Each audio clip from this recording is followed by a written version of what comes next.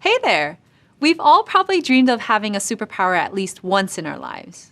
I know I have. I'd love to be able to fly. But there's another superpower you might not have heard of: statistical power. Statistical power is the probability of getting meaningful results from a test. I'm guessing that's not a superpower any of you have dreamed about. Still, it's a pretty great data superpower. For data analysts, your projects might begin with a test or a study.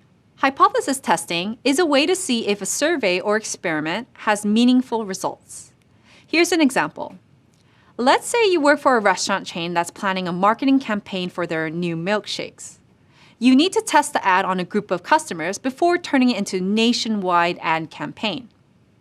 In the test, you want to check whether customers like or dislike the campaign. You also want to rule out any factors outside of the ad that might lead them to say they don't like it. Using all your customers would be too time-consuming and expensive. So you'll need to figure out how many customers you'll need to show that the ad is effective. 50 probably wouldn't be enough. Even if you randomly chose 50 customers, you might end up with customers who don't like milkshakes at all. And if that happens, you won't be able to measure the effectiveness of your ad in getting more milkshake orders, since no one in the sample size would order them. That's why you need a larger sample size, so you can make sure you get a good number of all types of people for your test. Usually, the larger the sample size, the greater the chance you'll have statistically significant results with your test. And that's statistical power. In this case, using as many customers as possible will show the actual differences between the groups who like or dislike the ad versus people whose decision wasn't based on the ad at all.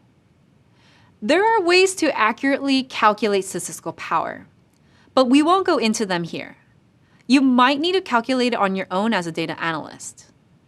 For now, you should know that statistical power is usually shown as a value out of 1.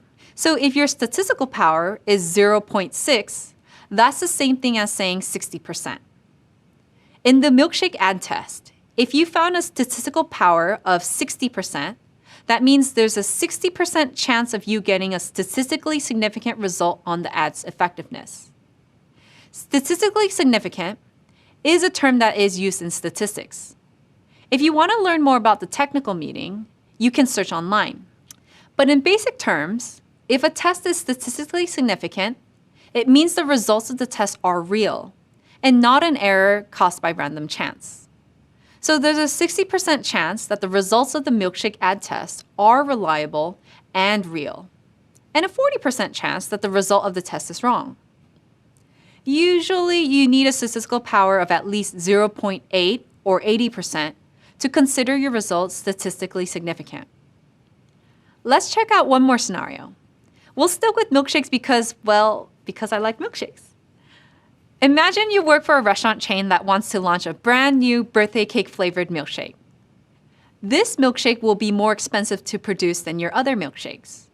Your company hopes that the buzz around the new flavor will bring in more customers and money to offset this cost. They want to test this out in a few restaurant locations first. So let's figure out how many locations you'd have to use to be confident in your results. First, you'd have to think about what might prevent you from getting statistically significant results. Are there restaurants running any other promotions that might bring in new customers? Do some restaurants have customers that always buy the newest item, no matter what it is? Do some locations have construction that recently started that would prevent customers from even going to the restaurant? To get a higher statistical power, you'd have to consider all of these factors before you decide how many locations to include in your sample size for your study. You want to make sure any effect is most likely due to the new milkshake flavor, not another factor. The measurable effects would be an increase in sales or the number of customers at the locations in your sample size. That's it for now. Coming up, we'll explore sample sizes in more detail, so you can get a better idea of how they impact your tests and studies. In the meantime, you've gotten to know a little bit more about milkshakes and superpowers, and, of course, statistical power. Sadly, only statistical power can truly be useful for data analysts.